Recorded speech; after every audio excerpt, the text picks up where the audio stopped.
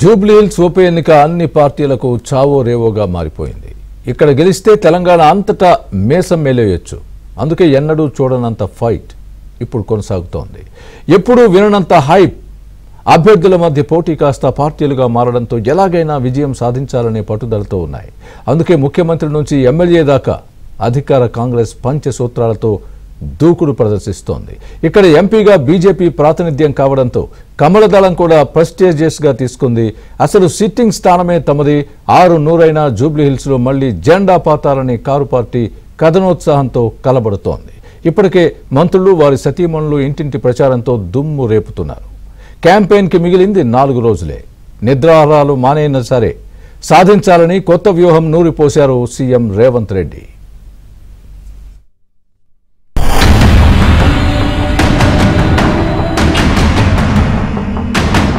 జూబ్లీహిల్స్ ఉప ఎన్నికతో తెలంగాణలో అధికారం మారదు. ఇక్కడి బైపోల్తో రేవంత్ సర్కార్ ఏమీ కుప్పకూలిపోదు. బీఆర్ఎస్ కు సంఖ్యాబలం అంతకన్నా పెరగదు. బీజేపీకి అదనంగా వచ్చే ప్రయోజనం కూడా ఏమీ ఉండదు.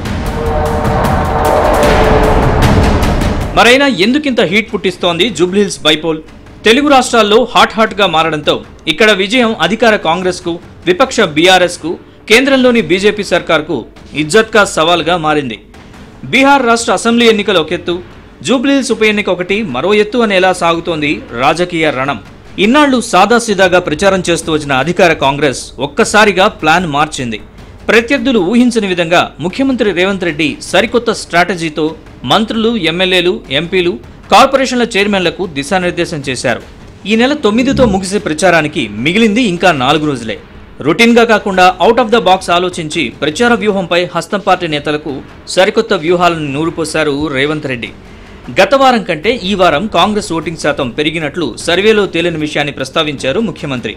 అసలు రేవంత్ రెడ్డి ప్రచార పర్వంలోకి నేరుగా దిగి ప్రత్యర్థులపై తూటాల్లాంటి డైలాగులతో కాంగ్రెస్ కు ఊహించినంత పాజిటివ్ రెస్పాన్స్ వచ్చిందని సర్వేల్లో తేలిందని విశ్లేషిస్తున్నారు.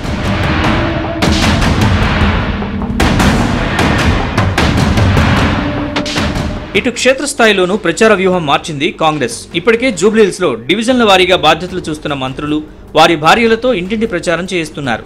కాంగ్రెస్ అభ్యర్థి నవీన్ యాదవ్ కు మద్దతుగా ఇల్లిళ్లు తిరుగుతూ మహిళలకు బొట్టు పెడుతూ ప్రచారం చేస్తున్నారు మినిస్టర్స్ వాకిటి శ్రీహరి, పొన్నం ప్రభాకర్ సతీమణి.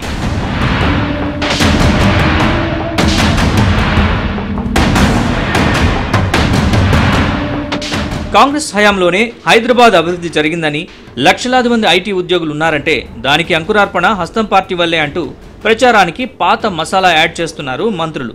అసెంబ్లీకి రాని కేసీఆర్ 2 ఏళ్లలో బీఆర్ఎస్ ని అధికారంలోకి ఎలా తీసుకొస్తారని గాండిస్తున్నారు మంత్రులు.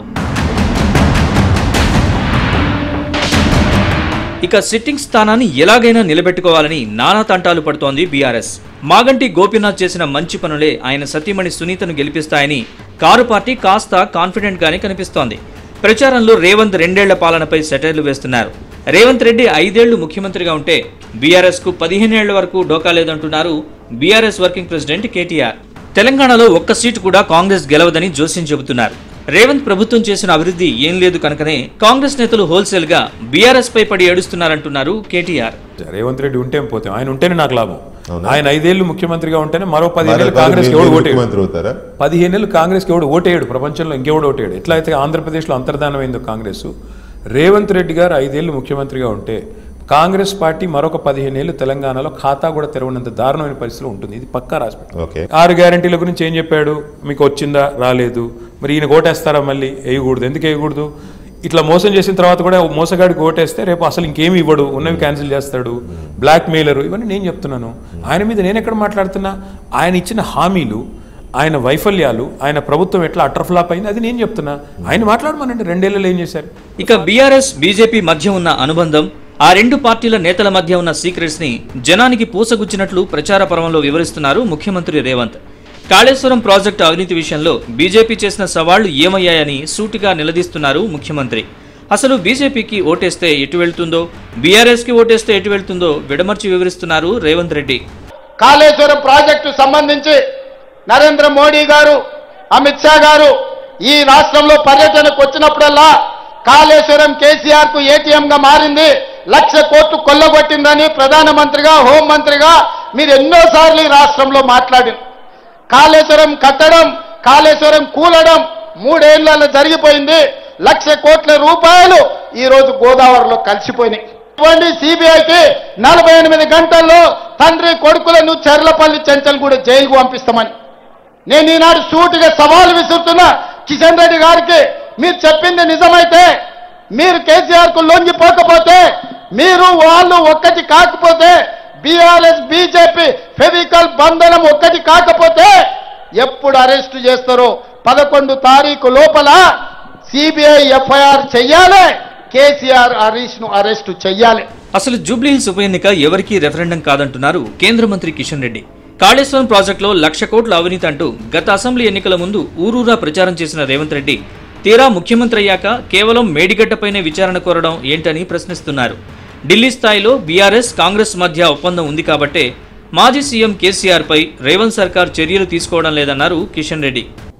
4 నెలల తర్వాత జరిగినటువంటి పార్లమెంట్ ఎన్నికల్లో ఆల్మోస్ట్ 58 సీట్లలో లీడింగ్ వచ్చింది. 8 పార్లమెంట్ సీట్లు గెలిచాము. కాబట్టి అదొక్కటే రిఫరెండం అనుకో. జూబ్లీహిల్స్ ఒక ప్రత్యేక పరిస్థితుల్లో ఎలక్షన్ జరుగుతున్నాయి కాబట్టి నేను ఎవరికి కానీ రిఫరెండం అనుకోలేను. ఏదైతే మేడిగడ్డ కూలిందో దాని మీదనే ప్రధానంగా వాళ్ళు అడుగుతున్నారు. అది కాకుండా నేను అనుకునేది ఏంటంటే మొత్తం కాళేశ్వరం సంబంధించినటువంటి టోటల్ ప్రాజెక్ట్ మీద దర్యాప్తు జరపాలి. ఎందుకు ఈరోజు కేటీఆర్ మాట్లాడుతుందంటే ఢిల్లీ స్థాయిలో బీఆర్ఎస్ పార్టీకి కాంగ్రెస్ పార్టీకి ఒప్పందం కుదిరింది. అందుకే ఈరోజు రేవంత్ రెడ్డికి కేసీఆర్ని అరెస్ట్ చేయాలంటే రాహుల్ గాంధీ అనుమతి ఇవ్వడం లేదు. ఇక జూబ్లీహిల్స్ లో కులాలు మతాల వారీగా ఓటర్లను ప్రసన్నం చేసుకునే పనిలో పడ్డాయి పార్టీలు.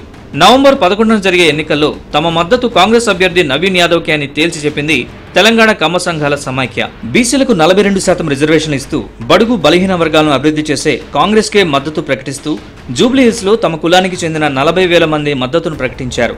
మంత్రులు పొన్నం ఉత్తమ్ సమక్షంలో ఈ ప్రకటన చేశారు తెలంగాణ కమ్మ సంఘాల సమాఖ్య అధ్యక్షులు బొడ్డు రవిశంకర్రావు. తెలంగాణలో 60 కమ్మ సంఘాలు ఉన్నాయి. ఈ జరగబోయే జూబ్లీహిల్స్ ఎలక్షన్లో ఈ కమ్మ సామాజిక వర్గం తరపున నవీన్ యాదవ్ కాంగ్రెస్ పార్టీకి సంపూర్ణమైన మద్దతు ప్రకటిస్తున్నాము. ఎందుకంటే నవీన్ యాదవ్ చాలా మంచి వ్యక్తి, హై ఎడ్యుకేటెడ్ మనిషి. జూబ్లీహిల్స్ కాన్స్టిట్యున్సీలో కమ్మ సామాజిక వర్గం 40,000 ఓట్లు ఉన్నాయి. అలానే బీసీ అభ్యర్థి కాబట్టి కాంగ్రెస్ పార్టీ 42% రిజర్వేషన్ ఇచ్చింది.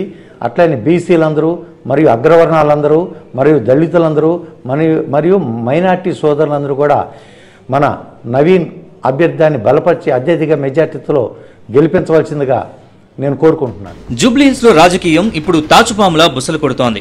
3 ప్రధాన పార్టీల నేతలు ఎవరి అస్త్రాలు వారు ప్రయోగిస్తున్నారు, ఎవరి లాజిక్లు వారు ప్రచారం చేస్తున్నారు. అల్టిమేట్ గా నవంబర్ 11న జూబ్లీ ఓటర్లు రాయబోయే తీర్పు ఏ పార్టీకి పట్టం కడుతుందో, మరే 2 పార్టీలను ఇంటికి పంపిస్తుందో వెయిట్ అండ్ సీ.